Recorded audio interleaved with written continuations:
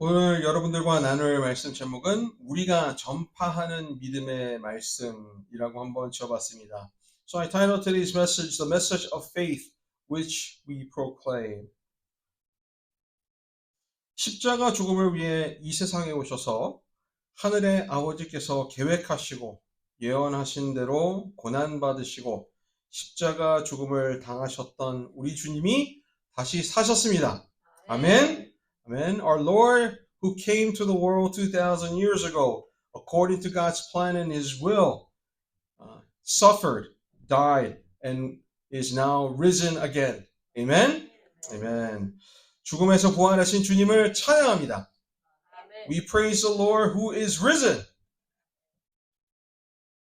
아주 오래전 미국에서 한 대형 교회를 이끄시는 릭 워렌 목사님이 모든 것을 바꾸어 놓은 부활이라는 글을 쓰셔서 제가 본 적이 있습니다. Long time ago, Pastor Rick Warren, who leads the Saddleback Church, one of the largest churches in this country, has written an article titled How the Resurrection Changed Everything. And I want to share some information from that. 목사님은 글에 이렇게 말씀하셨습니다. 예수님의 부활만큼 세계에 큰 영향을 준 사건은 없다. He said, no other event has impacted the world so much as the resurrection of Jesus Christ. 예수님께서는 그 어떤 글도 세상에 남기지 아니하셨는데도 예수님을 다룬 책들은 그 어느 책보다 많이 존재한다. He further said, in fact, he never wrote anything down, and yet there are more books written about Jesus than any other subject in the world. 그리고 예수님께서는 그 어떤 노래도 작곡하지 않으시고 그 어떤 그림도 그리지 아니하셨지만 예수님에 관한 노래와 미술 작품들은 그 어떤 내용의 노래나 미술 작품보다 더 많이 존재한다. Jesus never composed a song, but there is more music written about Jesus Christ than any other subject, bar none in history. Jesus never drew any pictures or did any sculpture, but more art has been made about Jesus Christ than any other subject in history. 그리고 예수님께서는 자신이 사신 곳에서 100마일 이상 되는 곳을 가보신 적이 없으시지만 세계 어느 곳곳을 가더라도 꼭 예수님을 믿는 사람들을 찾아볼 수 있다고 말씀하셨습니다. And he further said, Jesus never traveled more than 100 miles from where he was born. And yet you can find followers of Jesus Christ in every nook and cranny of the planet. 이처럼 크리스천의 믿음이 세계 곳곳에 있는 이유는 예수님의 부활이 말 그대로 좋은 뉴스, 복음이기 때문입니다. And the reason Christianity spreads so much around the world is because it's really a good news. It's not a bad news. It's really good news. No, it's a great news, he says. 여러분들도 크리스천의 믿음과 예수님의 말씀과 그의 삶과 죽음 그리고 부활을 이해할 수 있다면 이 모든 것이 얼마나 좋은 뉴스인지 진정으로 알 수 있게 될 것입니다. Christianity, the message of Jesus, the life, the death, and the resurrection of Jesus is good news when you come to truly understand its meaning. 이 좋은 소식이 바로 우리가 믿고 전파하는 믿음의 말씀입니다. This is the very word of faith that we need to proclaim throughout our lives. 그런데 안타까운 현실은 이렇게 좋은 믿음의 말씀이 우리에게 있는데도 우리는 이 좋은 뉴스에, 복음에 반대되는 삶을 살고 있지는 않나 생각해 볼 수 있었으면 좋겠습니다. But frankly, even though we possess such a great news, I can't help but to ask whether we are truly living up to this good news. 우리 예수님의 부활은 세상의 모든 것을 바꾸어 놓았는데 여러분의 삶 또한 변하고 있습니까? As Pastor Rick Warren stated, his resurrection has changed the world, but has it changed your life? 만약 여러분들의 삶이 변했다고 하신다면 무엇이 변하셨습니까? If you say, yeah, my life has changed, then what has really changed?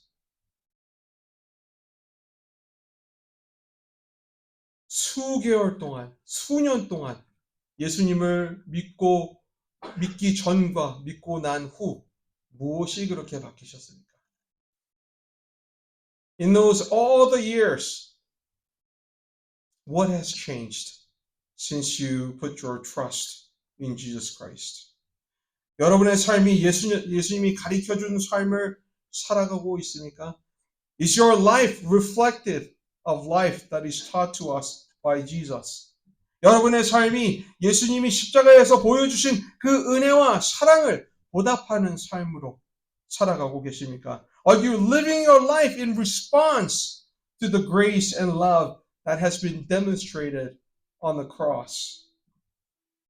성도 여러분, 이번 부활절과 지난 부활절의 차이가 무엇입니까? What is the difference between the resurrection day that we are celebrating today versus all other past resurrection days that we have come through or experienced? 만약 아무 변화가 없다면 그럼 의미 또한 없는 것 아닙니까? If there's been no change, then does that mean that it means nothing? It is insignificant? 그런데 만약 그것이 사실이 아니라면 예수님의 부활이 그 어떤 소식보다 좋은 소식이고 그 어떤 사건보다 중요한 사건이라면 우리의 삶으로 이 믿음의 말씀을 전파해야 하는 것 아니겠습니까? Now, if it is in fact the gospel is a good news to us, not only us, but to everyone, and if this has been the most important event in human history, then shouldn't it be shared with others, proclaimed to others as a message of hope, as a message of faith? 여러분, 이 좋은 소식은 우리만 알고 있기, 우리만 소유하고 있기 너무도 크고 놀라운 사건입니다. This story, this news is too big for us to obtain it amongst ourselves, to contain it amongst ourselves. 주님의 부활을 기념하는 이 거룩한 날, 오늘 본문을 통해 다시 한번 이 크고 놀라운 사건을 어떻게 우리가 전파해야 할지 나누어 보길 원합니다. As we are celebrating our Lord's resurrection, through today's passage, I hope and pray we grasp something that teaches us what we should do to start proclaiming this message of faith. 오늘 본문 1절부터 보면 같은 민족 사람들인 이스라엘을 향한 사도 바울의 마음을 볼 수가 있습니다. Now, if you were to start reading from verse 1 of today's passage, you could quickly come to realize that Apostle Paul thought of Israel, his people of his own nation, very importantly. 함께 볼까요? Can we all take a look at it together? 형제들아, 내 마음에 원하는 바와 하나님께 구하는 바는 이스라엘을 위함이니 곧 그들로 구원을 받게 함이라. Brothers and sisters, my heart's desire and prayer to God for the Israelites is that they may be saved. 그가 얼마나 열심히 또 간절히 이스라엘의 구원을 원했는지를 보여주는 사례입니다. 그렇죠? It goes to show us how earnestly, how eagerly he desired his people of Israel to be saved. 이 말씀을 보면서 우리는 우리가 사랑하는 이들이 진정 주님으로부터 얻을 수 있는 그 구원을 얻을 수 있도록 얼마나 간절히 열심히 노력했는지 한번 생각해 볼 수 있었으면 좋겠습니다. As we are reading the scripture, I would like for us to reflect back into our own lives. and see whether we have been diligent, whether we have been earnest about sharing the good news of salvation with those who are closest to us, those who we love. 그런데 안타깝게도 사도 바울은 그러한 자신의 간절함에도 불구하고 2절과 3절로 왜 그들이 구원을 받고 있지 못했는지 말해줍니다. Now, even with his earnest desire and plea and prayer, Paul further explains through verses 2 and 3, why was it that Israel could not obtain this salvation? 우선 2절을 함께 볼까요? First, let's take a look at verse 2. 내가 증언하노니 그들이 하나님께 열심히 있으나 올바른 지식을 따른 것이 아니니라. For I can testify about them that they are zealous for God, but their zeal is not based on knowledge, he says. 이 말씀을 함으로써 사도 바울이 무슨 말을 하고 있는 것입니까? What is Paul saying here through this verse? 이스라엘의 하나님을 향한 열심이 부족하다 말하는 것입니까? Was Paul trying to tell us that Israel lacked in their passion, in their earnestly to do God's will? 그들이 노력하지 않아서라고 말하고 있습니까? Is Paul saying that they were making any type of attempts? 아니죠. That is not the case. 오히려 반대로 그들은 나름대로 하나님을 향해 열정을 다해 노력하고 있었다. 노력했다. 인정해주는 말을 하고 있는 것입니다. Paul is acknowledging that they were zealous for God. That they did everything with passion, thinking that that was for God. 그런데 우리 주변에도 이와 같은 사람들이 있지 않습니까? Don't we come across such people in the close knit of our lives as well? 나름대로 열정을 다해 열심히 하나님을 믿고 산다고 말하는 사람들이 얼마나 많이 있습니까? How many people we know of who say that they are zealous for God? 주를 위해 하는 것이라 말하고 교회를 위해 하는 것이라 말하며 물심양면으로 섬기는 사람들이 얼마나 많이 있습니까? Don't they go to say that this is for the Lord, this is for His church, and show such sacrifice, such dedication and commitment? 그러면 좋은 것 아닙니까? If that were to be the case, is that a good thing? 잘하는 것 아닙니까? Aren't they doing the right thing? 그런데 문제가 무엇입니까? So what is the problem here then? 3절이 말해주고 있습니다. Paul says to us in verse 3 what their issues were. 하나님의 의를 모르고 자기의 의를 세우려고 힘써 하나님의 의에 복종하지 아니하였느니라. He says, since they did not know the righteousness of God and sought to establish their own, they did not submit to God's righteousness. 무슨 말을 하고 있는 것입니까? What is Paul saying here? 하나님을 믿는다고 하면서 하나님이 하신 말씀대로 살기보다는 자신들이 생각하는 대로 산 것이 문제가 되었다 말하고 있는 것입니다. He's trying to tell us that even though they're saying that they were zealous for God, they were lifting up their own righteousness. They were living up to their own righteousness and not of God's. And that has become the problem, is what he's trying to point out. 그 문제는 결국 하나님을 불순종하는 결과를 낳게 하였습니다. That resulted in them being disobedient to God. 우리는 이 같은 실수를 범하지 않기 위해 하나님이 우리에게 주신 말씀을 올바로 알아야 하는 이유가 되는 것입니다. What they have done becomes an example for us what we should not do. And the reason why we need to devote ourselves in knowing God's word so that we know His plan, His will. 사도 바울은 자신이 한 이 말의 의미를 그 누구보다 더 잘 알았습니다. You know, Apostle Paul knew what he was talking about first and foremost as the one who has actually experienced it, as the first person. 왜냐하면 바울 자신이 그랬기 때문입니다. Because he was one of those kind of men. 예수님을 만나기 전 바울은 하나님을 향해 큰 열정을 보여주었던 사람입니다. Before Paul came to know the Lord, the Bible tells us that he was zealous for God. 최소 그는 자신의 열정이 하나님을 위한 것이라고 믿었습니다. At minimum, he believed that his zealous passion was for God. 그런데 그 열정으로 바울은 교회를 핍박하였습니다. But with that zeal, he persecuted the Lord's church. 주를 믿는 자들을 감옥에 처하게 하고 구타를 하고 죽게 하였습니다. With his zeal, he arrested those who call themselves to be believers. He tortured them, he beat them and flogged them, and he put them to death. 대표적으로 초대교회의 첫 안수 집사 중 한 사람이었던 스테반의 죽음을 수락한 사람이 바로 바울이었습니다.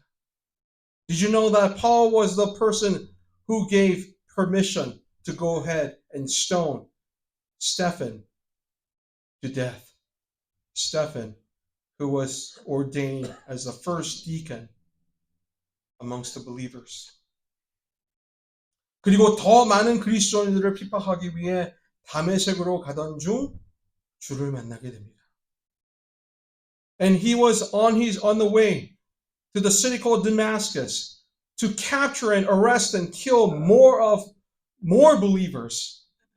And along the way, that's where he came to meet the Lord.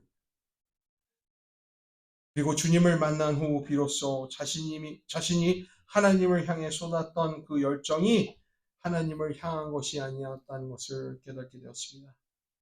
And when he came to know the Lord, he came to realize the zeal that he possessed was not really for God.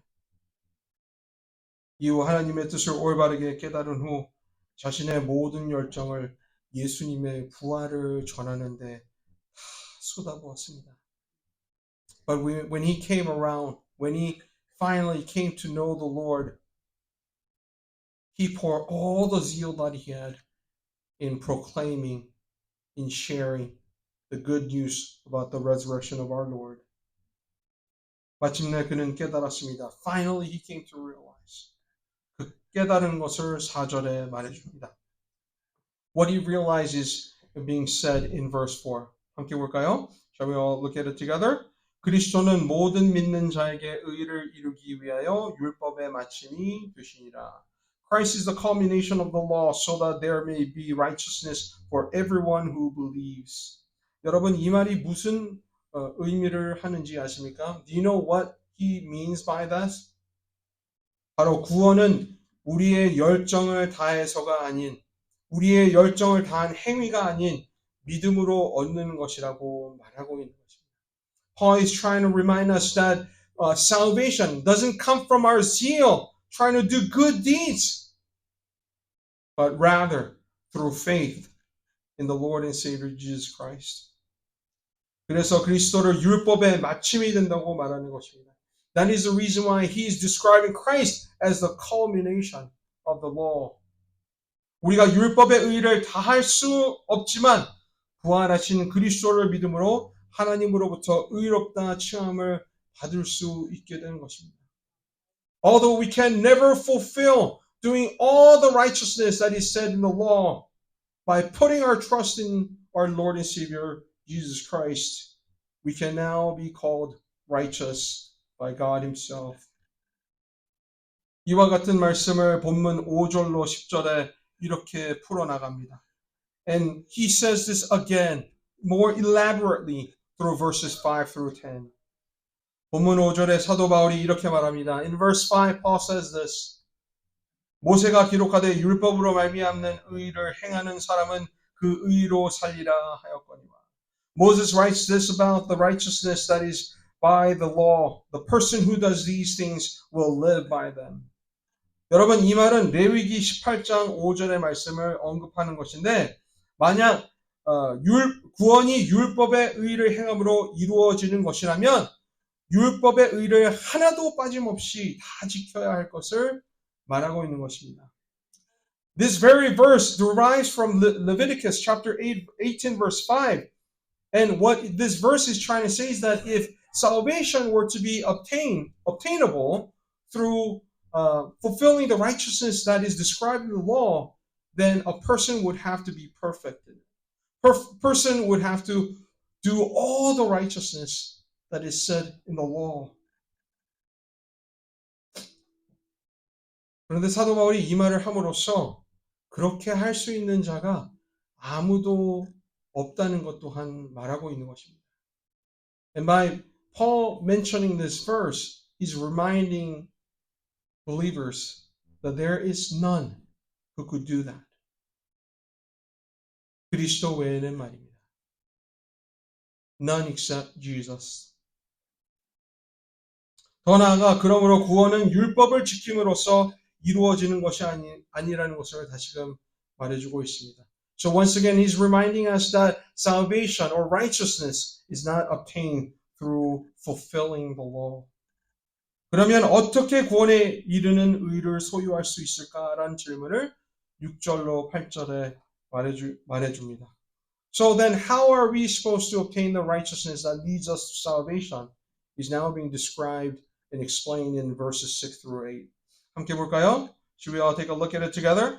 믿음으로 말미암는 의는 이같이 말하되 내 마음에 누가 하늘에 올라가겠느냐 하지 말라 하니 올라가겠느냐 함은 그리스도를 모셔 내리려는 것이요 혹은 누가 무저갱에 내려가겠느냐 하지 말라 하니 내려가겠느냐 함은 그리스도를 죽은 자 가운데서 모셔 올리려는 것이라. 그러면 무엇을 말하느냐? 말씀이 내게 가까워 내 입에 있으며 내 마음에 있다 하였으니 곧 우리가 전파하는 믿음의 말씀이라. Amen. But the righteousness that is by faith says, do not say in your heart, who will ascend into heaven, that is to bring Christ down, or who will descend into the deep, that is to bring Christ up from the dead. But what does it say? The word is near you. It is in your mouth and in your heart. That is the message concerning faith that we proclaim. Amen. 성도 여러분, 이 말씀은요, 신명기 30장 12절로 14절에 있는 말씀을 사도 바울이 언급하고 있는 것입니다. Now, Paul is mentioning Old Testament passage again, coming from Deuteronomy chapter 30, verses 12 through 14.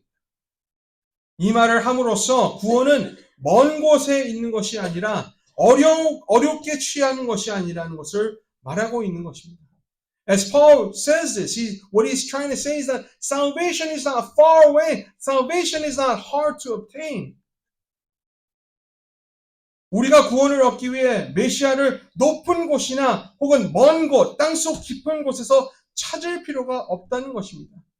Paul is trying to remind us that we don't have to go to high places to seek for a Messiah, or we don't have to go to a far place or a deep place to find him. 왜냐하면 우리가 그토록 찾던 구원의 메시아가 이미 우리에게 가까이 오셨기 때문이라고 말해주고 있는 것입니다. The reason is because the Lord that we were so seeking for, the Messiah, the Savior, has already come and is now close to us, near us. 그러면서 9절과 10절에 반복해 하는 말이 무엇입니까? And what is being repeated in the last two verses, 9 and 10? 그것은 고백과 믿음입니다. It's confession and faith. 함께 볼까요? Should we all take a look at it together? 내가 만일 내 입으로 예수를 주로 시인하며 또 하나님께서 그를 죽은 자 가운데서 살리신 것을 내 마음에 믿으면 구원을 받으리라. 사람이 마음으로 믿어 의를 이루고 입으로 시인하여 구원에 이르느니라. 아멘. If you declare with your mouth Jesus is Lord and believe in your heart that God raised him from the dead, you will be saved. For it is with your heart that you believe and are justified. And it is with your mouth that you profess your faith and are saved. 아멘. 성도 여러분, 여기서 우리는 예수를 주로 시인하는 것이 무엇을 의미하는 것인지 잘 알아야 합니다. Now, here we have to know what it would have meant for the first Christians to confess Jesus as Lord. 여러분, 초대교회 당시 로마 황제인 가이사 외에 다른 일을 주라고 시인하는 것은 핍박과 죽음을 자청하는 일과 같은 것이었습니다. You know, during the first century, when Israel was occupied and controlled by the Roman Empire, to profess anyone else as Lord besides Caesar was to ask for persecution, was asking for death. 그만큼 예수를 주로 시인할 때는 목숨 바쳐 해야 한다는 것을 전제로 한다는 것을 우리 모두 기억해야 합니다. Henceforth, what we have to remind ourselves is when Paul says profess Jesus as Lord, it means give all of your life. To profess with all your life. 그냥 대충 하는 것이 아니에요. 그냥 대충 믿는 것이 아니에요. 할 거면 제대로 하는 거예요. We're not going to be half-hearted. If you're going to profess, then profess it to the fullest. 그리고 마음으로 믿는다는 것은 진심을 다해 믿는 거예요. And to believe it with your heart, to believe it with your heart is to believe it genuinely, truthfully. 여러분, 사랑에 빠진 사람을 본 적이 있으십니까? Have you ever been around somebody who has fallen in love? 그 마음을 숨길 수 있던가요? Could that person hide their heart, how they felt about their beloved? 감출 수 없는 게 마음 아니겠어요? The heart cannot be hidden. 그렇죠? 여러분 진정 주님을 믿으십니까? Do you truly believe Jesus? 그러면 마음을 다하게 진실되게 믿으세요. If that's the case, then believe him truthfully. 온전히 믿는 것을 의미한다는 사실을 기억하시기 바랍니다. It signifies that we give all of our hearts to believe in God, believe in Jesus. 이것이 바로 우리 주님이 부활하신 이 거룩한 날 우리가 기억하고 선포해야 하는 믿음의 말씀입니다. This is the message that we not only have to remember on this holy day, but it is the message that we have to live by in proclaiming it to the world. 여러분, 목숨 바치고 진심을 다해 주를 위해 사는 우리의 모습이 우리의 주변 사람들에게 부활을 선포하는 믿음의 말씀이 될 수 있기를 바랍니다. I hope and pray that the life that you offer, you dedicate to God by professing that Jesus is Lord and believing in him with all your heart gets demonstrated in your lives to those around us. Amen?